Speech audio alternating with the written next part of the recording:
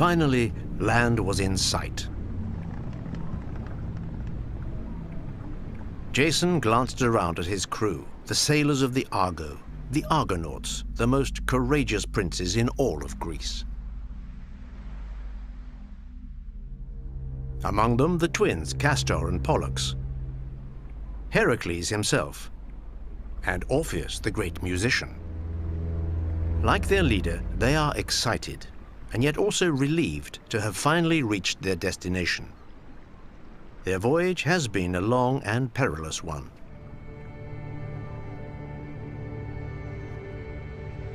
As the shores of Colchis drew closer and closer, so did the object of their quest, the famous Golden Fleece.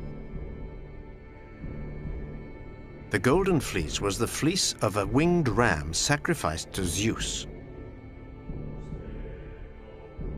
If Jason could bring it back, he would ascend to the throne of his kingdom, Iolcos, currently occupied by his uncle, the perfidious Pelias.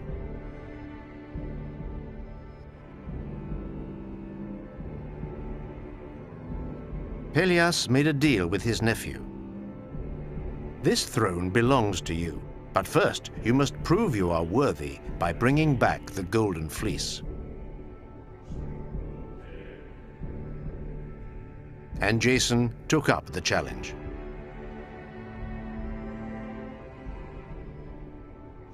Surrounded by his faithful companions, the hero clambered up the dunes. Beyond lay the sacred wood, in which the fleece hung from an oak tree. But before taking it down, Jason had first to seek the permission of Aeetes, king of Colchis, and guardian of the mythical object. Aeetes had posted a formidable dragon at the foot of the oak to guard the fleece. With a single spurt of flame, it could reduce anyone who ventured near to a cinder. In this way, Aeetes, a cunning and heartless soul, took gleeful pleasure in killing any strangers who dared set foot on his land. Jason entered the palace. Beside Aeetes stood his daughter, the beautiful Medea.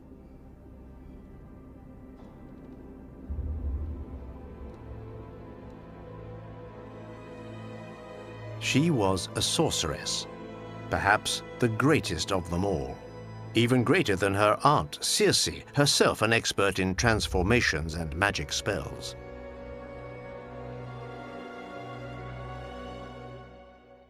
Aeetes listened attentively to the request of his visitor. If you're able to complete the 3 tasks I'm going to give you, the Golden Fleece shall be yours. 3 very formidable tasks.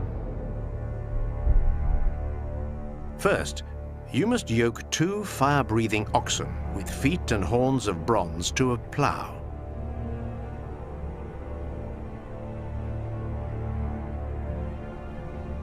Next, clear 4 arpents of a field and sow the soil with the teeth of a dragon, bearing in mind that once in the earth, from these extraordinary teeth will sprout an army of warriors that must be vanquished.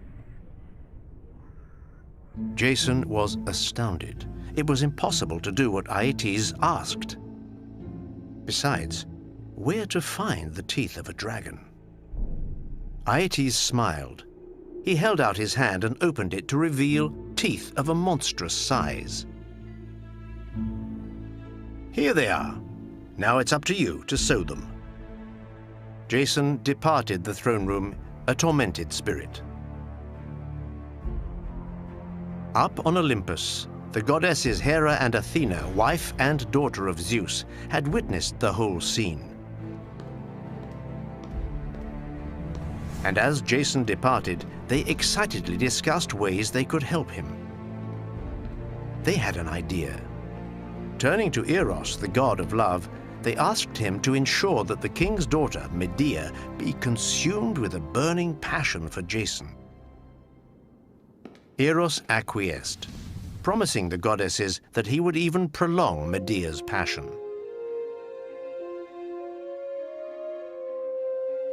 Just as Jason was preparing to return to his companions, Medea appeared in front of him. In a voice quivering with the passion with which Eros had filled her heart, the princess sorceress announced to him that she was willing to help him complete his tasks. She would protect him. On one condition. Jason must take her far away from her father, whom she did not love, and promise to marry her. Jason pondered. Medea was beautiful, and her proposal more than he could have hoped for. He swore by all the gods of Olympus that not only would he marry her, but he would remain faithful to her all his life. Medea then handed him a flask containing a liquid the color of blood. This unguent, she assured him, would protect him from the fire of the creatures he must confront. She then handed him a rock, what appeared to be an ordinary, commonplace rock. She explained to Jason that once the dragon's teeth had been sown and transformed into fearsome warriors, he must throw the rock among them.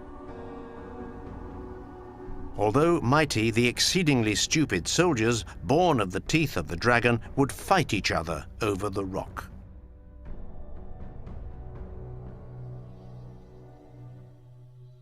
Jason took the flask and the rock, his spear and his shield, and set off to confront the fire-breathing bulls. He managed to yoke them and force them to furrow the soil. Then, once the field had been plowed, as King Aeetes had demanded, he sowed the dragon's teeth. A horde of armed and helmeted warriors immediately sprang from the earth. Mighty, but exceedingly stupid, Medea had said. Jason acted quickly. He hurled the rock the sorceress had given him towards his foes. What happened next was exactly as she had predicted.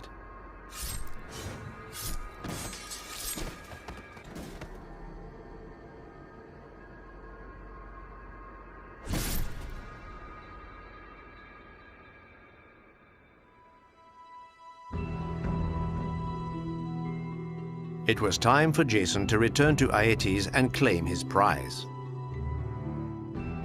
He and Medea set off for the palace. The sorceress kept her distance so as not to attract the suspicions of her father. She knew full well that he would quickly grasp that if Jason had succeeded, somebody must have helped him, and that his assistant had to be gifted in the arts of magic, his own daughter.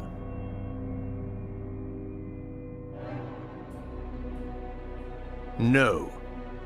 The king's response to Jason was unequivocal. Not only had he never intended to part with the golden fleece, he was furious that his scheme had failed and threatened to burn the Argo and slaughter its crew.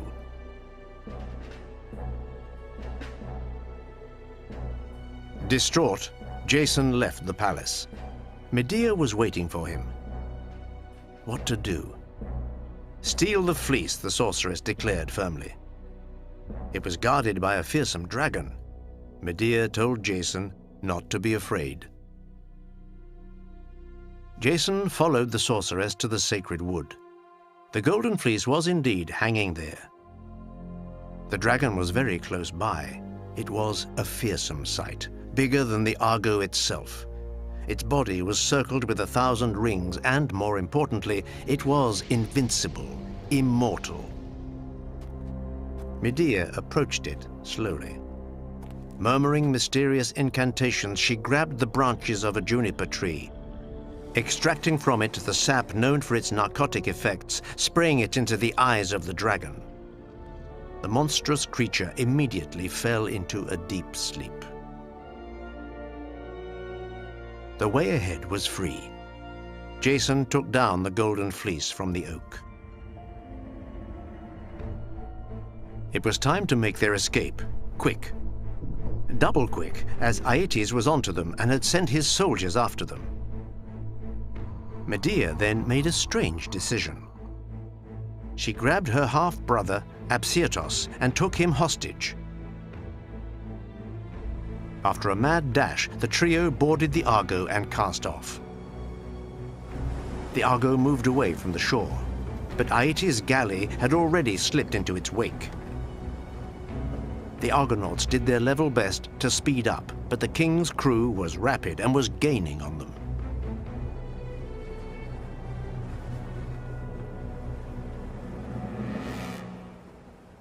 Medea was thrown into a panic. The prospect of falling back into the clutches of her father was more than she could bear. She knew Aeetes would seize and execute Jason, the man she had fallen madly in love with. So, she committed an unthinkable act. Grabbing a sword, she seized her half-brother and without a moment's hesitation ran it through his heart. Then, with the same determination, she sliced off his head, cut his body into pieces, and as the horrified Argonauts looked on, tossed them overboard one after the other. Her paralyzed king Aeetes almost fainted with shock as he saw the head of his son drifting by on the tide.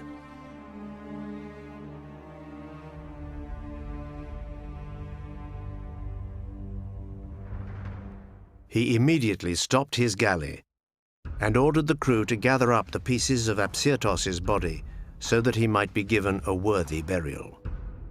Meanwhile, the Argo sailed off into the open sea. The crew was saved. Just then, a terrible voice rang out. It was Zeus. The king of gods, appalled by Medea's actions, proclaimed that the two lovers would pay for this frightful murder with their lives unless they managed to cleanse themselves. Medea knew that only one person could carry out this cleansing: her aunt, the powerful sorceress Circe.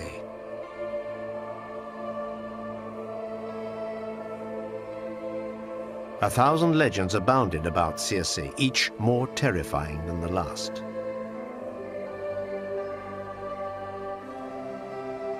The Argo changed course. The voyage to the island where Circe lived was a long and perilous one, and 1,000 tempests had to be navigated. After 30 days at sea, Jason and Medea reached the great sorceress's palace. They mingled with the crowd of supplicants that had come in search of cleansing. Draped in a scarlet tunic, Circe stepped forth. In an impressive silence, she approached the couple and held above them a young ewe. Then, cutting its throat, as blood poured onto the hands of Jason and Medea, she invoked Zeus. Once the ritual was done, Circe stared callously at her niece.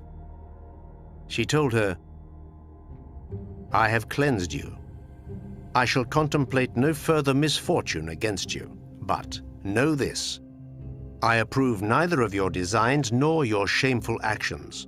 Now leave." Medea burst into tears.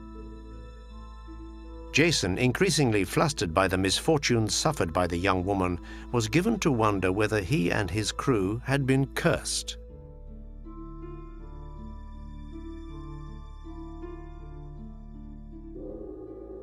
The voyage resumed.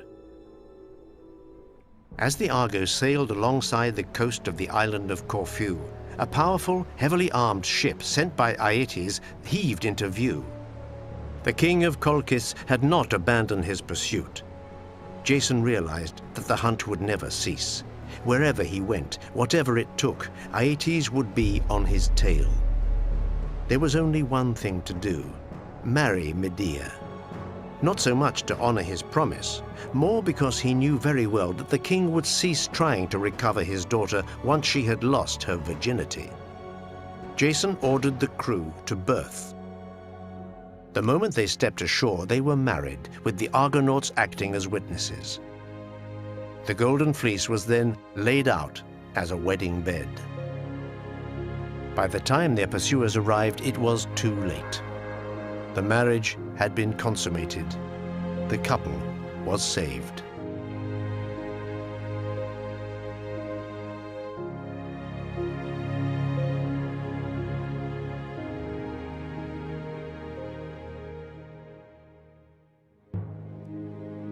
Back in Iolkos, terrible news awaited Jason. He discovered that his uncle Pelias, who had promised to relinquish the throne if he brought back the Golden Fleece, had not only killed his father, but slaughtered his entire family. Jason and the Argonauts, outraged by this shameful act, were of the opinion that Pelias must die.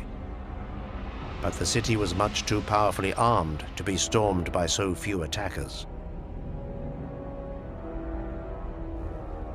Medea rose to speak. Once again, she was inspired by her overwhelming love for Jason. She instructed the Argonauts to hide on a beach. When they saw a torch lit on the roof of the palace, it would be the signal that Pelias was dead, that the doors were open. They would be free to take the city. Medea set off for Iolkos alone. Like a shadow, she skipped through the city, entering the palace and slipping unnoticed into the bedchamber of Pelias's 4 daughters. She announced to them that she was an envoy sent by the goddess Artemis, who had decided to reinvigorate their aging father and make him youthful again. The girls guffawed. They did not believe a word of it. So, to convince them, Medea boiled some water in a huge cauldron. Pouring magic herbs into it, she asked them to send for an old ram. She then cut its throat before plunging it into the steaming liquid. A few moments later, an adorable little lamb emerged from the concoction. Captivated, Pelias's daughters immediately decided that their father must be similarly reinvigorated. They pleaded with Medea to give them some of the magic herbs. The sorceress willingly complied. The girls then went to Pelias to tell him of the will of the goddess Artemis, confirmed by the incredible scene they had just witnessed. They tried to persuade him to submit to the same ritual. Pelias refused. Were they out of their minds? His daughters insisted, recounting again with amazement how the ram had rediscovered its youth. Pelias, irritated by such naivety, dismissed them with a wave of his hand. But the girls were not so easily dissuaded, and with big grins on their faces, they surrounded their father and shoved him into the cauldron of boiling water. But there was no charm in the magic herbs, and Medea had disappeared. Pelias's howls still resound in the sky of Iolkos.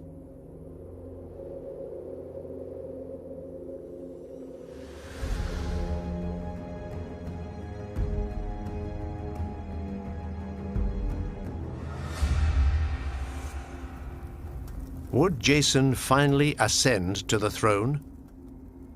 No, because the people blamed him for the death of their king. They hounded him out of the kingdom and instead crowned Acaste, the son of Pelias. Jason and Medea were banished from the kingdom, forced to seek refuge elsewhere. They were eventually welcomed in Corinth by King Creon.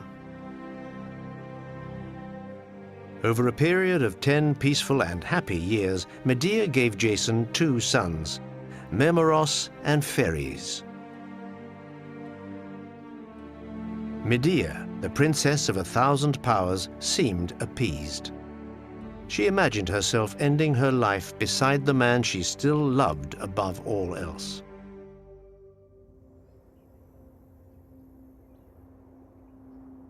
But one morning, the aging King Creon summoned Jason and confided to him that before he died, he was anxious to find a noble husband for his daughter Creusa, a man who could be an heir to his kingdom. He thought of Jason. Was he already married? Too bad. He had only to renounce Medea. In any case, said Creon, Medea was a foreigner, and under Greek law she was not recognized as Jason's wife.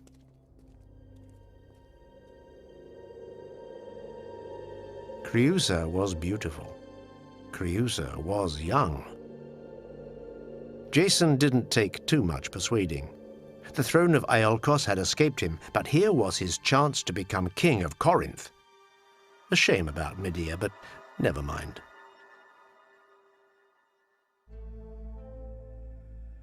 That same day, Creon banished the sorceress from his kingdom. Medea was aghast. Everything she held dear had suddenly been taken from her. She quickly pulled herself together. She asked the king to allow her one more day in the city. Creon acquiesced. Not for a moment did he imagine the terrible revenge the humiliated sorceress was planning to wreak. Medea conjured up a gown, a sublime dress, a robe worthy of the most beautiful goddesses, the most noble queens. Pretending it to be a token of her friendship, she dispatched it to her rival. Creusa was dazzled. She hastened to try it on, with terrifying results. The moment she slipped on the dress, she burst into flames. Creusa burned. Engulfed in a terrible blaze, she burned to death in agonizing pain.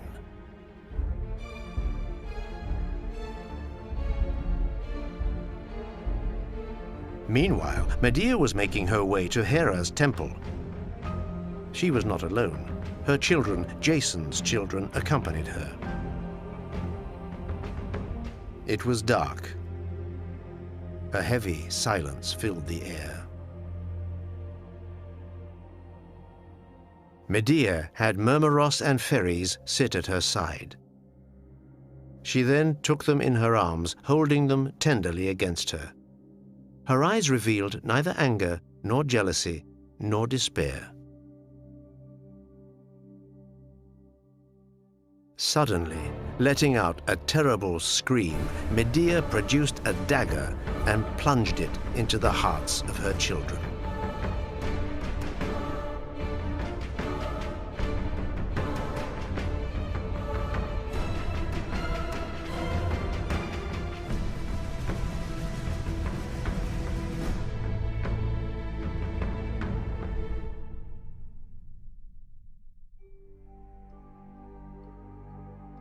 Jason, conqueror of the Golden Fleece, was now a mere shadow of himself.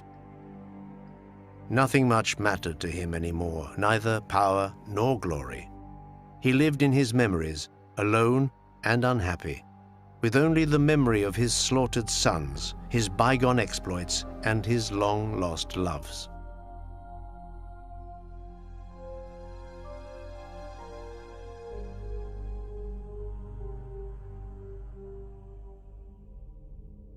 One day, while he was lying, eyes closed beneath a tree, in the shadow of his old, rotting ship, the Argo, the worm-eaten stern broke off and landed on him with a crash. Jason was killed immediately as he slept.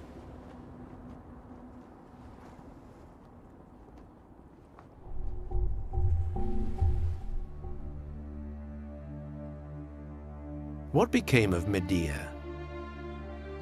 We know nothing of her fate. Some legends have it that she left for Athens, where she bewitched the old king Aegeus before being banished again.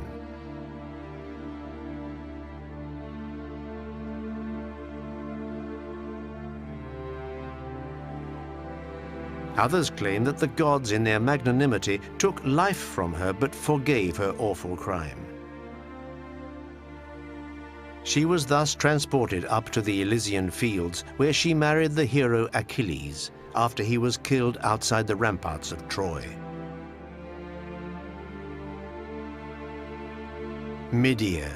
She is the errant woman, the outsider. Medea. She is also the humiliated and betrayed woman, prepared to do anything, even kill her own children. Outrageous and possessive, her love became murderous.